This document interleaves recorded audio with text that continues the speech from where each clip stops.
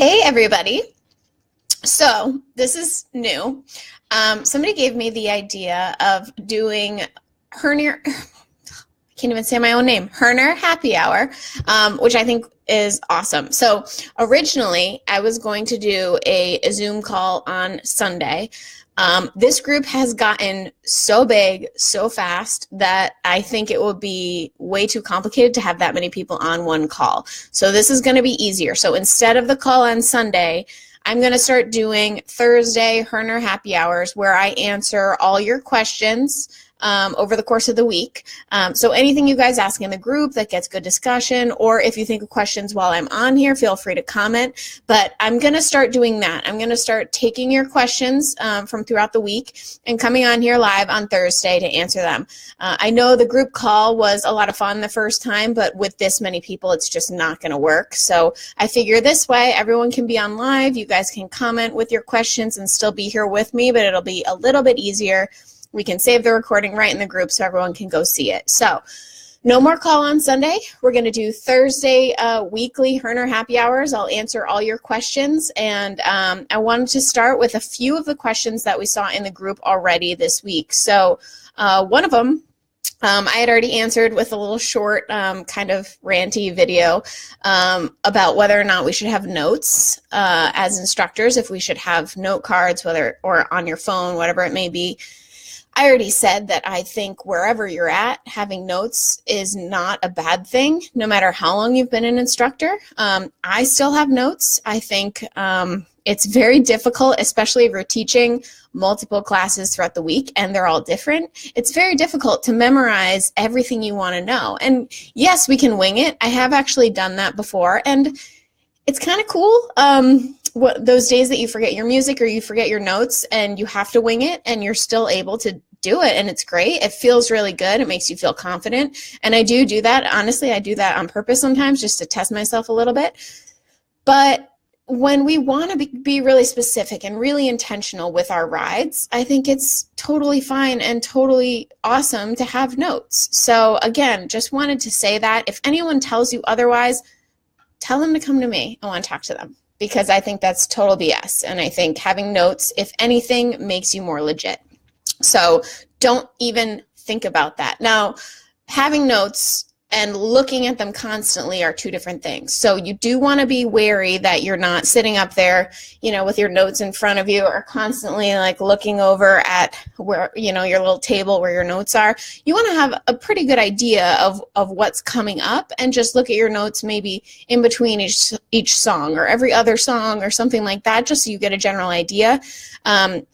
If they're on your phone, it might be a little bit better because it's right in front of you. Hopefully you have some sort of stand or something. I know I posted in here the stand, similar stand to what I use when I use it. So that's fine, but still you don't want to be looking down at your phone the whole time. You want to be engaging people. So just keep that in mind. You can have notes, but you don't want to totally rely on them for the whole class. I think that probably makes sense to you guys. If it doesn't, please ask me questions. So that's that. A lot of good discussion, a lot of good feedback on that question. So I'm really happy with all the comments in there, staying super positive. Great job, guys. Proud of you.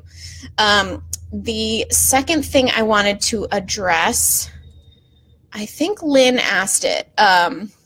What do you say to a student who, no matter what, 90% of the time she is sitting upright in her seat, hands off the handlebars?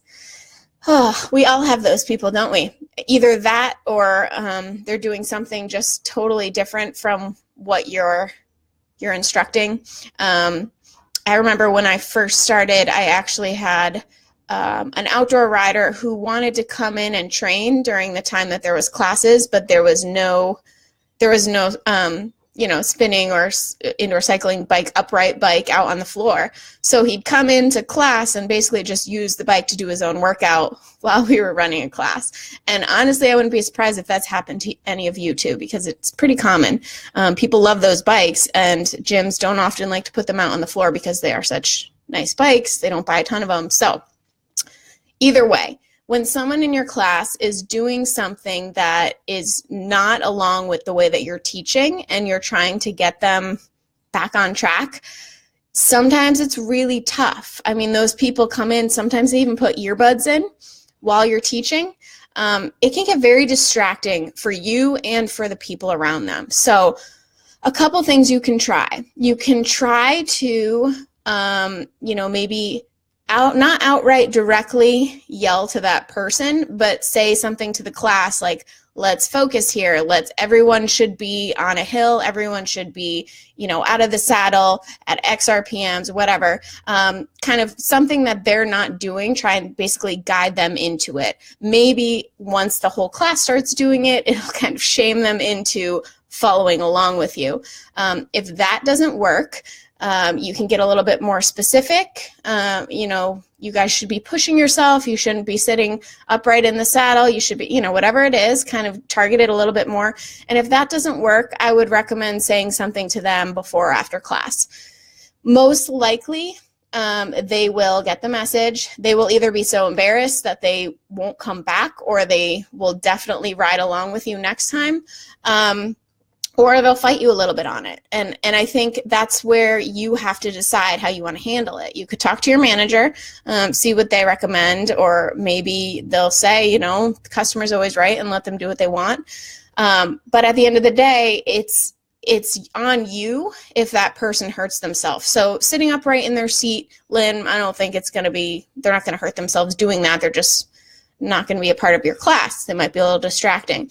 If someone's doing moves on the bike that you personally don't agree with, or you're worried that they don't know what they're doing, they're just all over the place, that becomes an issue, because it will be on you if that person gets hurt in your class and you weren't really trying to, get them back on track. So keep that in mind, that you do want to be careful. You want to know what your insurance covers in terms of things like that. It can get a little sticky, but in every case that I've had, even the ones where I've had to speak to people after class, they've always recognized, and again, you have to speak to them in a polite way. Just say, I know this is your class, you come here to get your workout in, but it is a little bit distracting for the other riders when you're doing something totally different from what I'm teaching. It would be great if you could, follow along, or maybe use the bike before or after class, so it's not distracting in class. Say something like that, see how they react. 9 times out of 10, they're going to be like, I get it. I'll come after class instead, or I'll join in next time, something like that. That 1 out of 10 time, you're going to have to handle it on a one-off basis, because it's going to be different for everyone. But talk to someone who can help you. Maybe it's your manager at your gym. Maybe it's another instructor who's had that same person in their class, who teaches at the same place you do. Probably has happened to other people if it's happened to you. So, and it's usually repeat offenders, if we're being honest. It's always that 1 or 2 people. So keep that in mind as well, and just kind of handle it. And feel free to come back in here, walk us through what's happening, and everyone can give their 2 cents, as they did, I think, already. So that's always helpful to get some perspective. And the last thing I wanted to mention, if you have not already, I think most of you have downloaded your free cues. Hopefully you got a lot out of that. Took me a little while to put together, but I have some more emails coming along that will kind of help you through more cueing. Plus, I have another freebie that I put together for you on matching music, which we had talked about a little bit already, and we talked about on our first call, but I wanted to put something solid together for you guys, like another guide that you can print and reference and whatever else. So I've been working hard over here for you guys. I hope that you're enjoying it. I've been also having a lot of client calls, helping people through their routine planning, and kind of just honestly a lot of new instructors who just need to help with the logistics, helping them figure out how to even walk in and start a class. So I've been getting a lot of good intel from that, and I'm going to start bringing it into this group so I can share it with you guys. As I learn what people are struggling with more and more, I'm going to figure out solutions. If I don't already have them, I'll get the best I can get, and I'm going to bring them to you.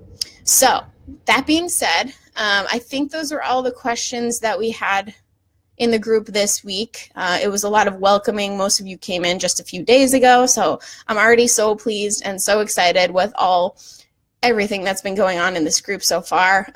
Thank you guys. Please continue to encourage each other, ask questions. We'll troubleshoot, we'll post music, we'll post playlists. I'm definitely going to get into that more as the group goes along. And like I said before, this is going to be different than any other indoor cycling group out there. I'm going to be in here all the time answering your questions. Nothing will go neglected. Nothing will go untouched. There won't be any criticism there, except for maybe constructive. There won't be any negativity. This is going to be an amazing group. It already is. So thank you all for being here. And I'm going to cut it off now. If you have questions, either post them in the comments or post them in the group, and I'll either get to them in writing or I'll answer them next week on next week's Hoerner Happy Hour. So that is all I have. Have a wonderful rest of your evening, everyone. Good night.